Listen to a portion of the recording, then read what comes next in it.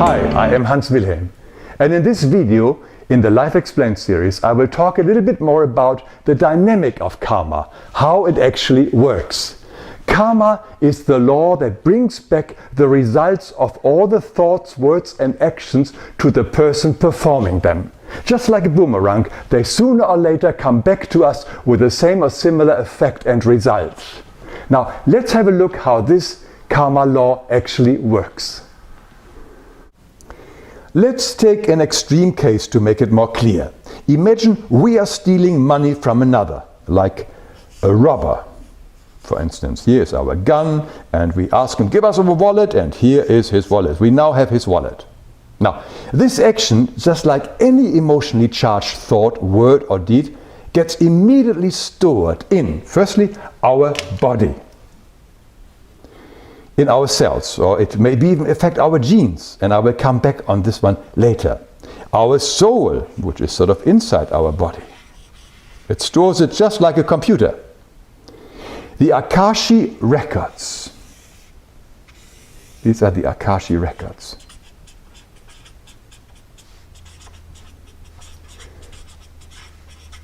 The word Akashi or Akasha comes from Sanskrit. It means sky, space or ether. It's just like a corona around our planet that stores all thoughts, emotions and actions of mankind. Many psychics like Edgar Cayce and others could read these records and help people. And most of all, our action is also stored in the spiritual and semi-spiritual and material planets of similar vibration.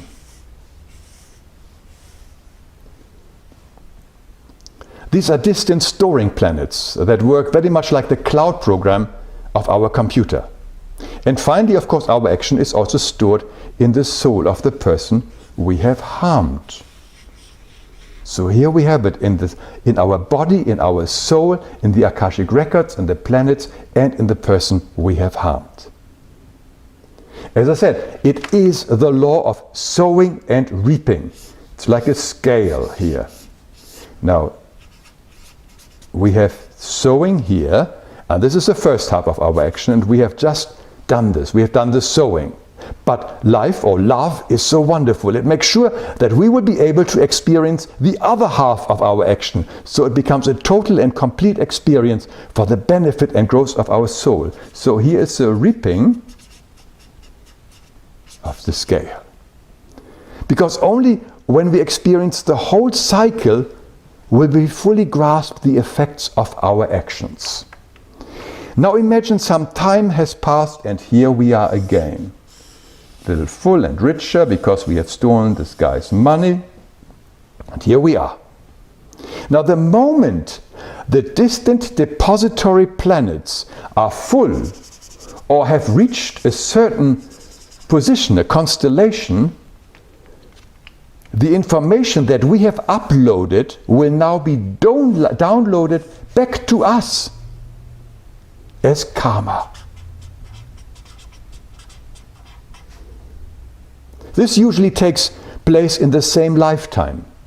But very often it can take many lives later that we suddenly are facing the results of our own actions from many years or lives ago. For instance, it could be that somebody now robs us, or we suddenly lose all our possessions. Sometimes it can be the soul of the very same person we have harmed in the past, but not necessarily so.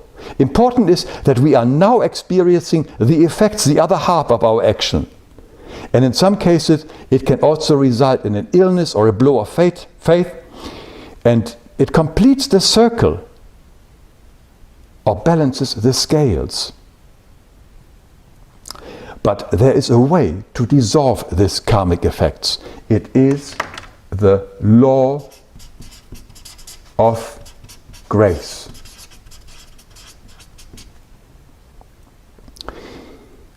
Also meaning the path of forgiveness.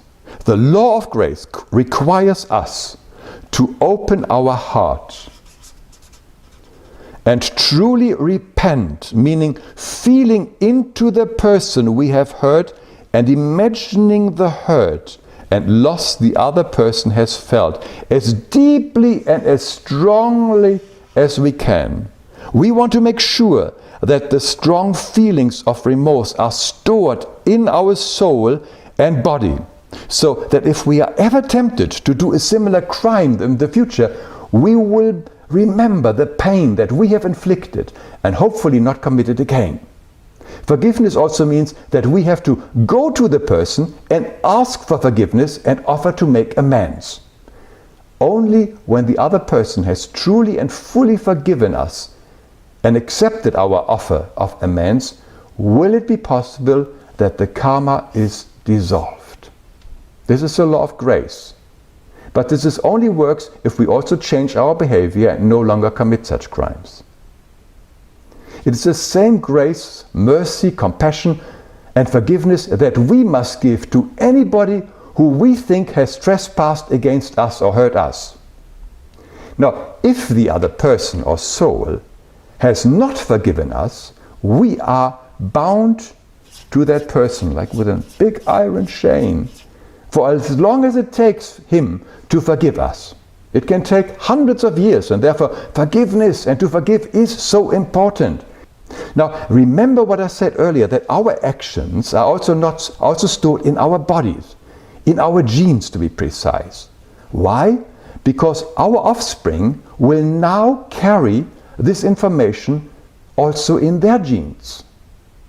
It most likely will not affect them, but it will become important when we are ready to incarnate again and need a physical body that vibrates closest to our soul vibration. And voila!